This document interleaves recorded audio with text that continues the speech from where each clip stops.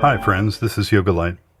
Today we are going to look at emotional exchange, the experience of absorbing emotions from others around us or even at a distance. I focus on emotions because they are always mixed in with thoughts and physical reactions. There's always a story, a situation, a drama.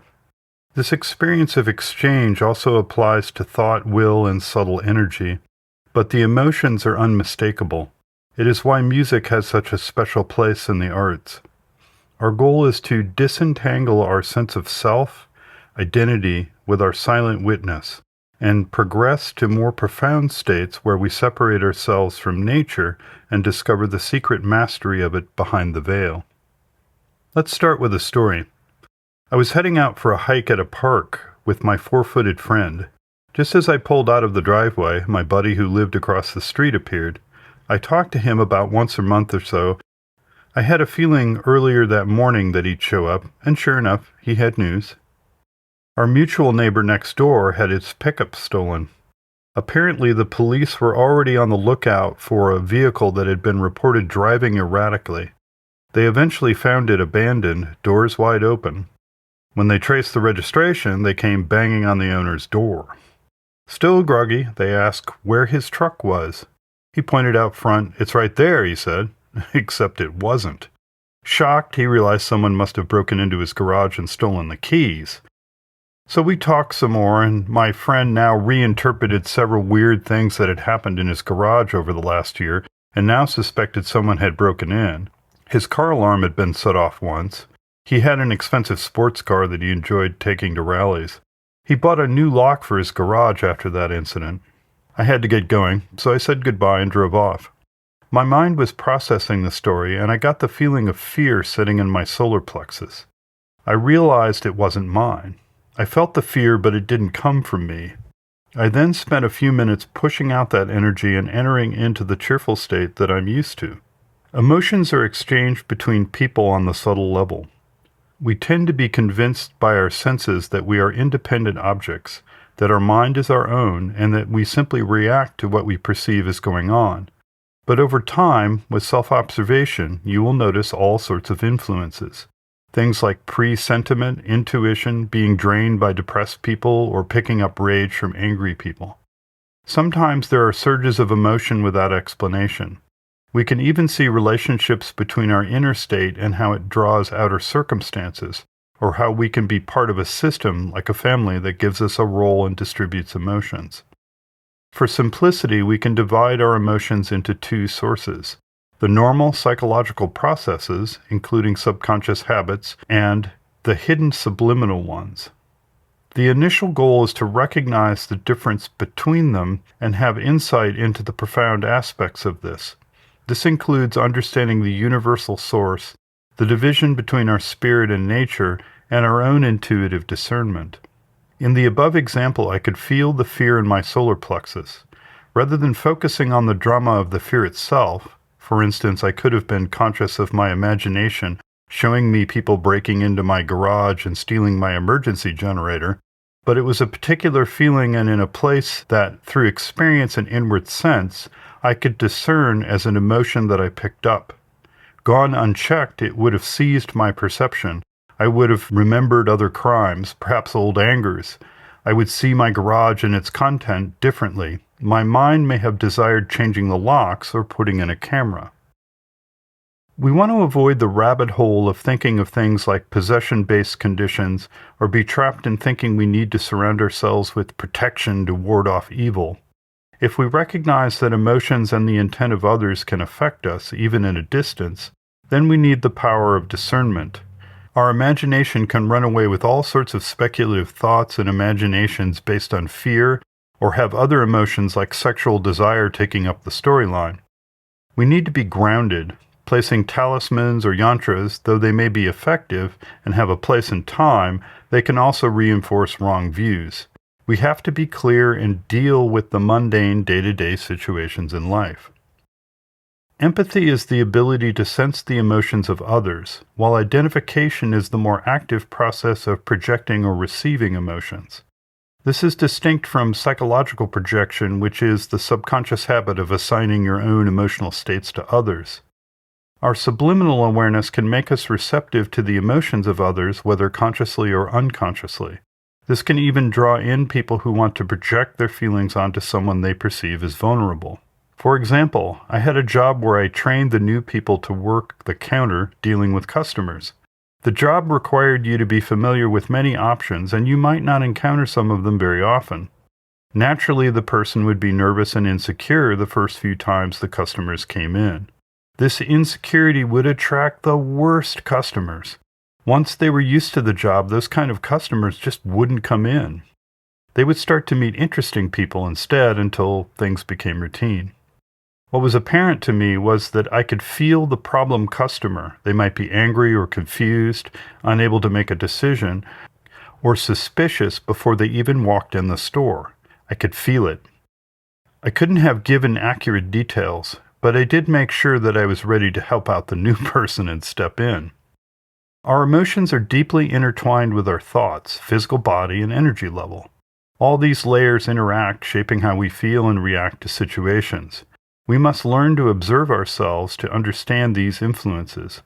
While psychological methods are a necessary part of this self-development, they are often difficult and time-consuming. Yoga, meditation, and energy work offer powerful tools to transform, purify, and align these different layers, ultimately expanding our awareness and changing how we experience the world.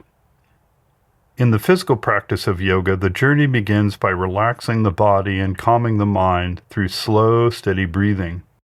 This practice allows the silent witness to emerge, offering a clearer perspective on ourselves.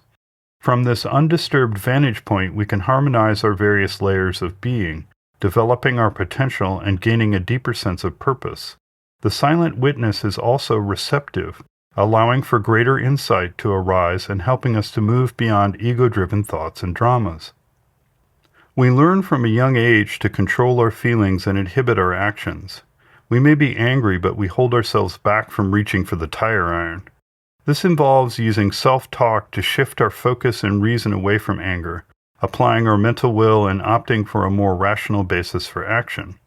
When my neighbor deliberately damaged my property, my refrain was, "I don't want vengeance, I want to stop the behavior." My mind presented a clear dilemma. On the one side, treating people well leads to better outcomes and better living. On the other, do I need to stand up for myself? By redirecting my thoughts and creating a space for careful consideration, the right course of action became clear. Often there is the influence of the grace, and things flow to what needs to happen, which may not be easy or what you want, but in hindsight was the best thing. To begin, we need to become psychologically aware of our own emotional habits. As we build this foundational self-knowledge, we'll start to recognize the subtle emotional exchanges that happen around us. When we understand our own triggers, and we can more easily spot emotions that feel foreign or out of place. This awareness helps us differentiate our own feelings from our empathetic sense of others and from emotions that enter us from the outside. Our minds are constantly projecting energy. When you stand before a crowd, you can feel their collective pressure and sense who is receptive. If you get quiet enough, you can even feel how a simple thought, like the desire to take a picture of a frog, sends a burst of energy outward. Our energy and emotions go where our mind directs them.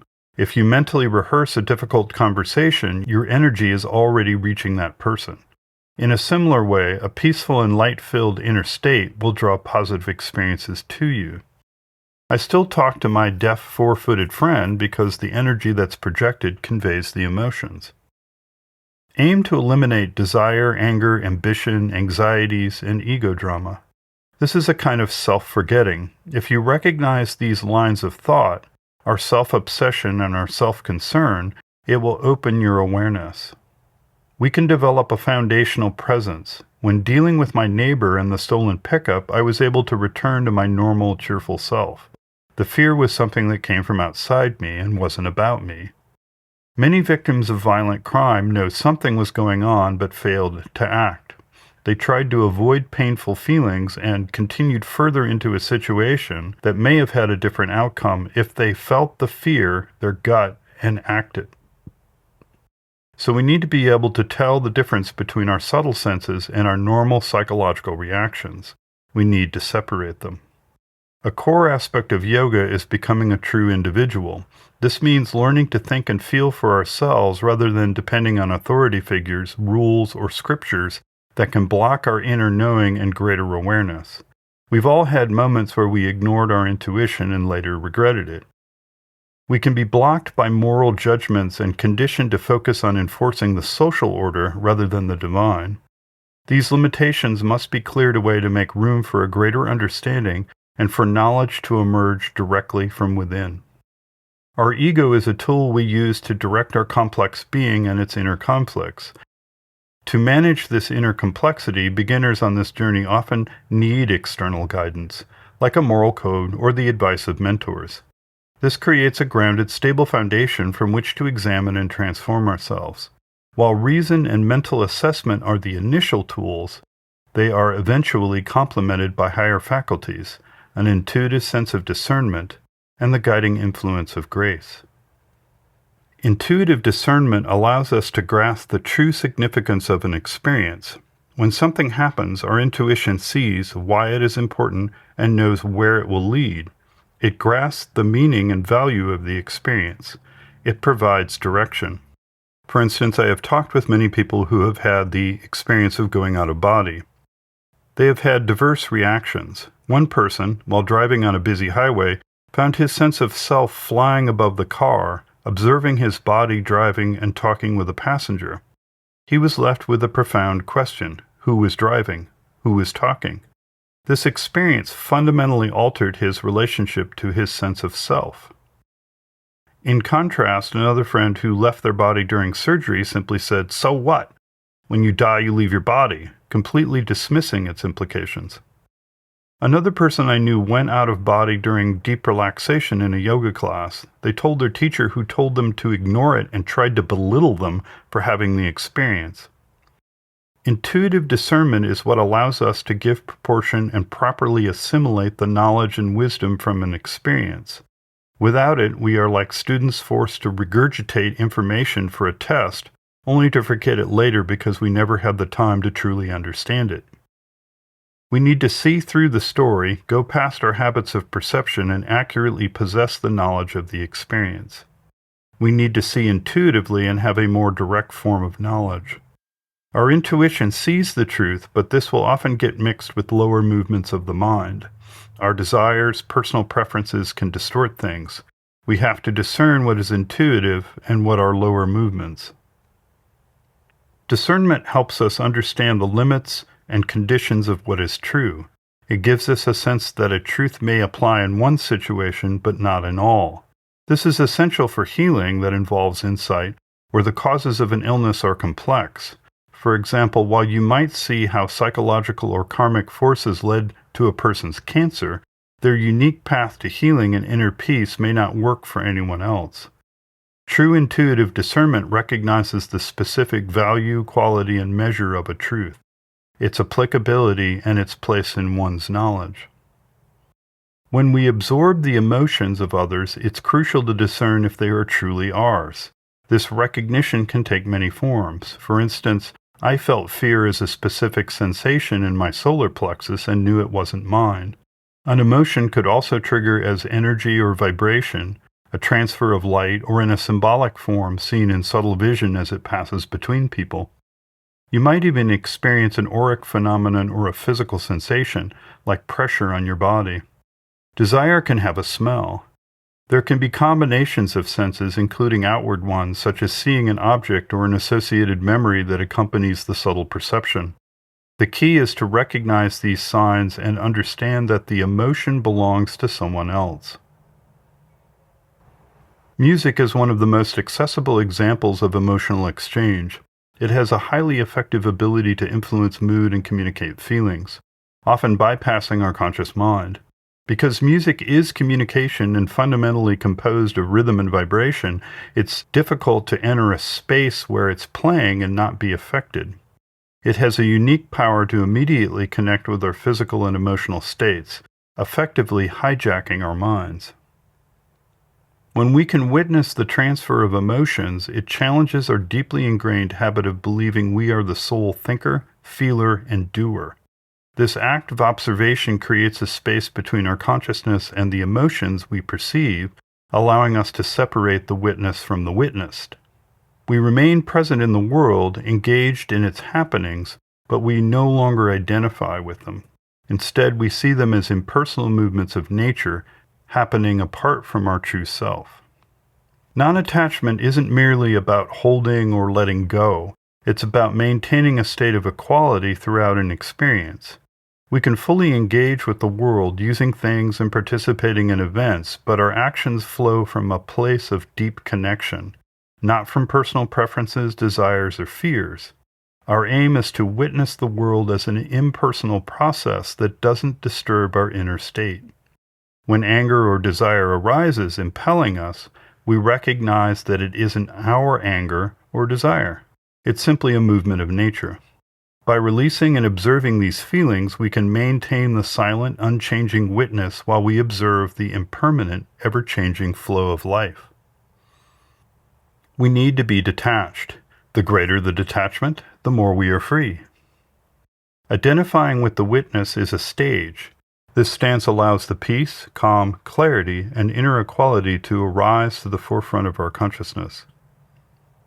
It also fosters a new kind of receptivity, enabling us to perceive with a more expanded awareness. It's like a bright light being switched on in a dark room, suddenly revealing subtle details. From this place, the witness can both reject discordant movements and allow harmonious ones. As our higher consciousness awakens and discernment arises, we can find and recognize the truth. The true part of ourselves, which is in contact with the divine, knows which actions are in harmony with that divine nature and which are based in ignorance. Rather than simply observing from a distance, a step that might be necessary for a time, we can fully engage with the world, acting from a place of greater consciousness and truth. We begin life with a sense of self that feels separate from the world, a universe filled with a multiplicity of distinct objects and interdependent processes. Our initial awakening, however, is a realization that there is more to our existence. For some, this leads to a sense of a hidden hand, a secret orchestrator behind seemingly random events. In moments of great need, or even in daily routine, things seem to arrange themselves. We might believe this is our own power of manifestation, but it quickly becomes clear we didn't create the universe. Beyond this personal power is a deeper reality, an unchanging eternal witness. This witness resides within us and in all existence. It is singular and sees from within everything that is. It remains the same, a timeless and immutable being without beginning. Yet, beyond even this witness is the divine. The divine is both the infinite creation, all things, and the silent eternal witness within it. This is the aspect of being that creates, maintains, and moves the universe through all its apparent finite forms. It expresses itself as the doer, the expression, and the delight of that expression, simultaneously aware of itself as both the singular oneness and the multiplicity of the manifest world. Our being is an expression of the cosmos.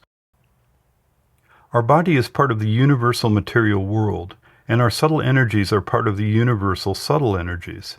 We are, in essence, the cosmic self that includes everything.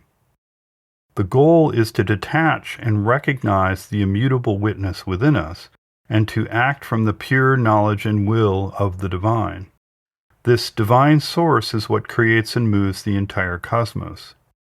It includes a higher aspect of truth and light, but also veils itself in ignorance and division.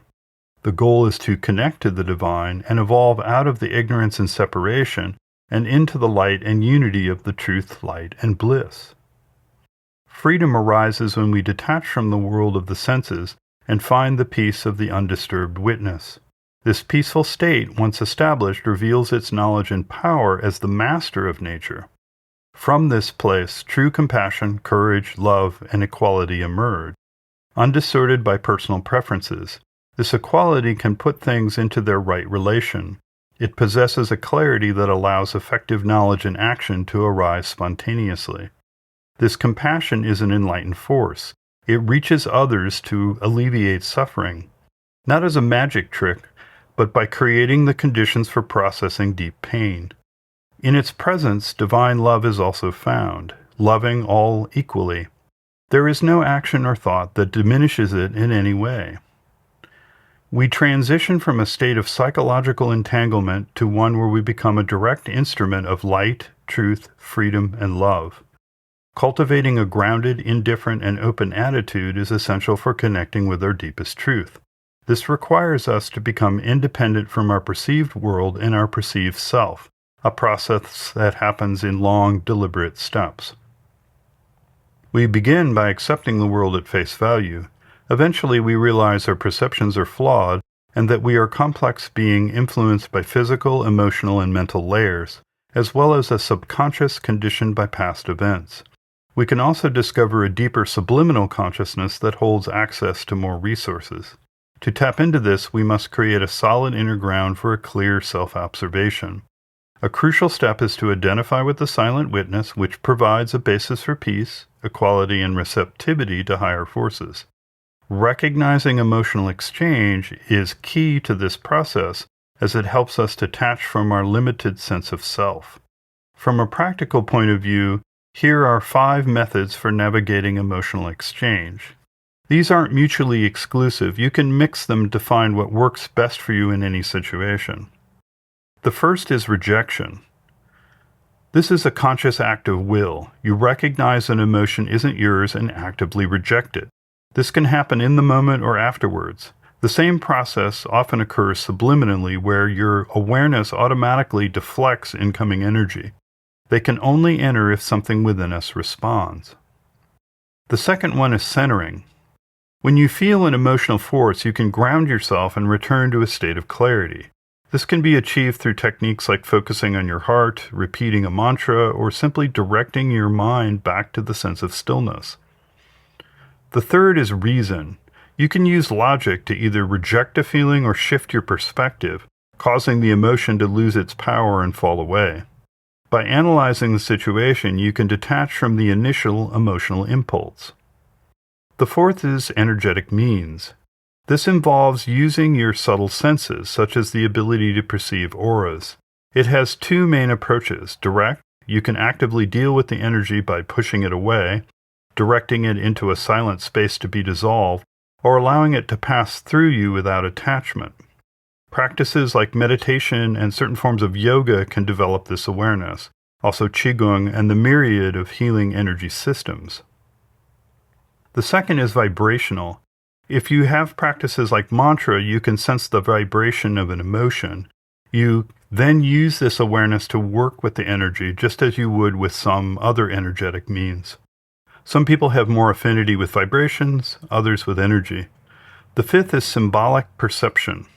This is a form of inner vision. Instead of seeing an emotional force as raw energy, you perceive it as a symbolic image that expresses its nature. It is a formation that carries an intent. This gives you insight, allowing you to deal with it more effectively. You can think of it as a karmic seed that you will not water or provide fertile ground. These methods apply to thoughts as well as emotions.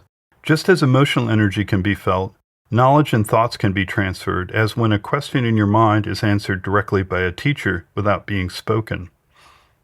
I've had Buddhist teachers respond to an unasked question in my mind by making eye contact and speaking the answer. You can also perceive the energy descending through the teacher to you. Our consciousness is far wider than we realize, capable of receiving and transmitting information in many ways. To master this wider field of awareness, 3 key skills are essential. Recognize when something, an emotion or thought, is not your own. Deal with it effectively using the methods discussed. Learn to transmit positive qualities such as sincerity, courage, peace, love, and compassion. If you are coming from a sincere place, others will often respond with sincerity. You can remove the fear in others by being fearless. Peacefulness is amazing. Love is wanting the happiness of others, and compassion wants to remove suffering. True compassion and love are expressions of the grace, and have within them the power of the grace. What follows out of them may take a brief or a long time, but they are effective at changing situations and bringing about truer outcomes. If you got something out of this video, please hit the like and subscribe. Till next time.